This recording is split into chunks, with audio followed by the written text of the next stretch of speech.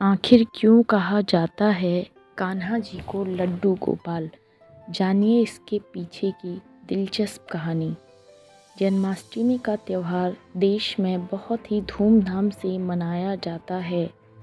भाद्रपद कृष्ण पक्ष की अष्टमी तिथि में रोहिणी नक्षत्र को कान्हा जी का जन्म हुआ था।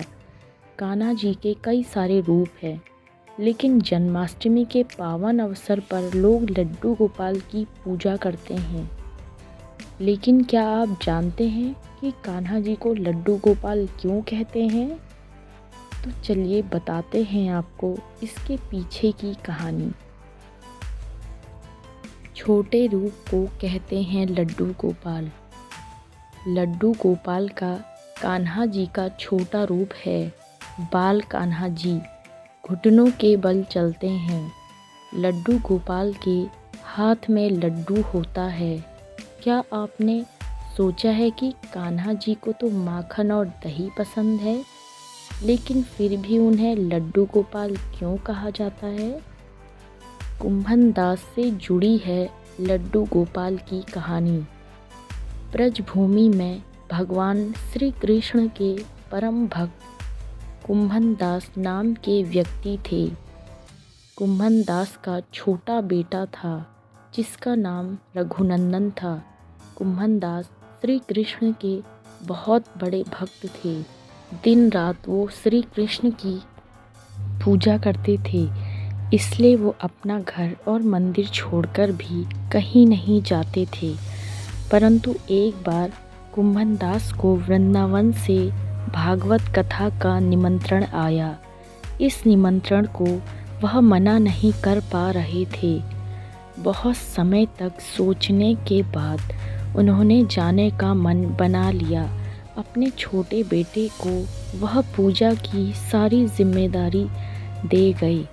उन्होंने बेटे को कहा कि शाम को श्री कृष्ण को भोग ज़रूर लगाना है। श्री कृष्ण ने धारण किया बाल स्वरूप। पिता के कथानुसार शाम को रघुनंदन ने पूरे विधि विधान के साथ पूजा की और प्रभु को थाली परोसी। लेकिन जब थाली परोसी तो सामने छोटा बच्चा था। रघुनंदन ने सोचा कि भगवान स्वयं अपने हाथों से खाना खा लेंगे, परंतु ऐसा नहीं हुआ और वो जोर जोर से रोने लगा। उसे लगा कि कान्हा जी उससे नाराज़ हो गए हैं। उसके रोने की आवाज़ सुनकर श्री कृष्ण से रहा नहीं गया और बाल स्वरूप धारण करके वो रघुनंदन के सामने प्रकट हो गए। रघुनंदन भी उन्हें देखकर बहुत खुश हुआ और उन्हें प्रणाम करके भोग की थाली नीचे रख दी। घर लौटकर कुंभनदास को शक हुआ। रघुनंदन के द्वारा परोसा गया सारा प्रसाद प्रभु ने खा लिया। इसके बाद वह उसे आशीर्वाद देकर अंतर्ध्यान हो गए। जैसे कुंभनदास घर वापस आए तो थाली साफ देखकर बहुत हैरान हुए। उन्होंने सोचा कि शायद हो सकता है कि रघुनंदन को भूख लगी होगी, तो उसने सारा खाना खा लिया होगा। परंतु रोज यही होने लगा। कुंभनदास ने देखा कि रघुनंदन उनसे ज़्यादा पूजा में दिलचस्पी ले रहा है। इसका सच जानने के लिए वो एक दिन मंदिर की दीवार के पीछे छिप गए। बेटे रघुनंदन ने पूजा करके परोसी भोग की थाली। शाम जैसे हुई, रघुनंदन ने कान्हा जी की पूजा की और उन्हें भोग की थाली परोसी। जैसे उसने थाली परोसी, भगवान श्री कृष्ण बाल रूप में प्रकट हो गए।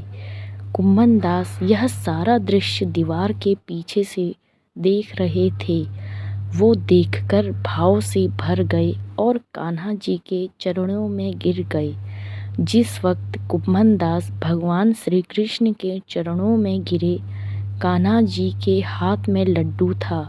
उसी रूप में श्री कृष्ण वहाँ जड़ गए।